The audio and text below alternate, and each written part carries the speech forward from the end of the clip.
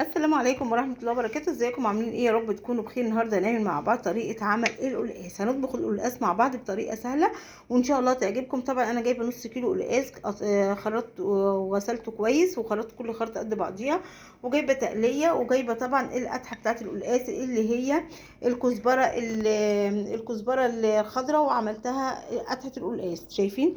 هنطبخها مع بعض بطريقة جميلة وان شاء الله تعجبكم. شايفين يا حبايبي؟ هي مستنيه التقليه كده هتغلي معانا التقليه اهو. شايفين؟ هتغلي التقليه، هتغلي، واول ما تطلع لو عايزه تقليه عليها تاني تحط لها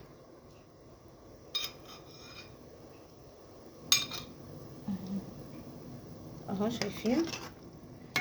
بتغلي، واول ما تغلي هسقط القلقاس معايا. خليكم معايا اهو. شايفين؟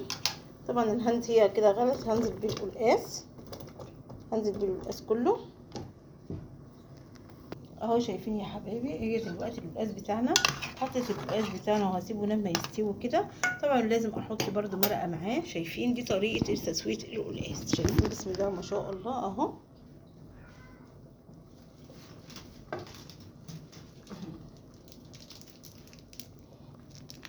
اهو شايفين؟ واحط المرقه اللي لازم احطها اهو.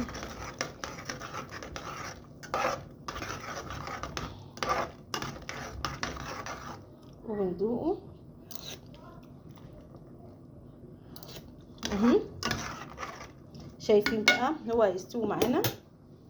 اول ما هيستوي معايا طبعا هرجع لكم بالشكل النهائي باذن الله.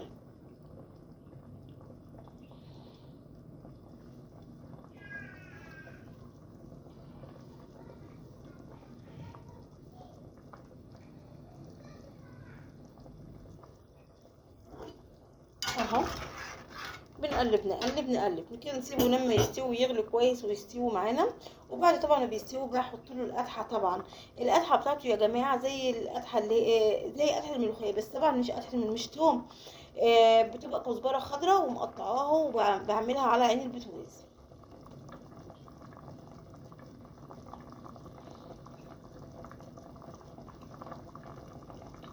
شايفين؟ بعد ما بتستوي اهو.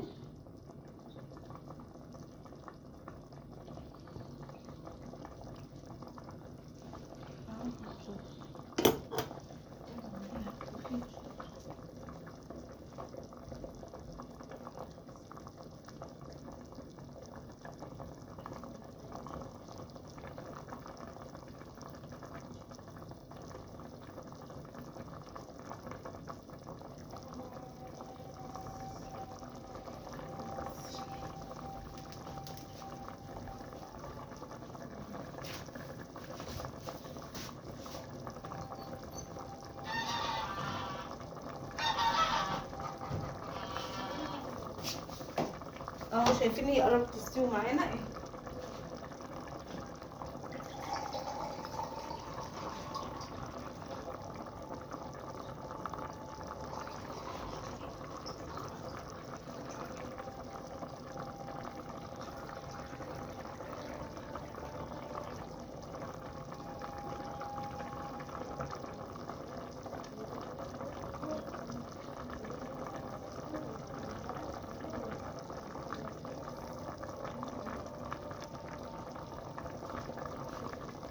اهو شايفين؟ هي قربت تستوي معانا.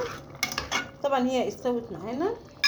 بعد كده بنزل بالقدحه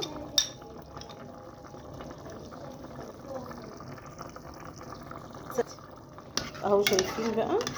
اهي نزلت بالقدحه. شايفين؟ بعد ما حطيت القدحه بتاعته، شايفين؟ بسم الله ما شاء الله. يعني هو استوى دلوقتي، وبديله غلوتين كده علشان يكمل سواه حلو. دي طريقه عمل القلقاس الجميل. طبعا بتمسكيه كده لو استوى بتطفى عليه، ما استواش بتسيبيه لما يستوي ويكمل سواه اهو. شايفين؟ شايفين يا حبايبي ده الشكل النهائي لطبق القلاص بتاعنا بعد ما استوى. شايفين بسم الله ما شاء الله طعم وريحه ونفس جميل. اتمنى الفيديو يعجبكم. يلا سلام بقى علشان مش عايزه اطول عليكم الفيديو اكتر من كده. واكتبوا لي تعليق حلو وقولوا لي رايكم ايه في الفيديو الجميل بتاعنا. يلا سلام.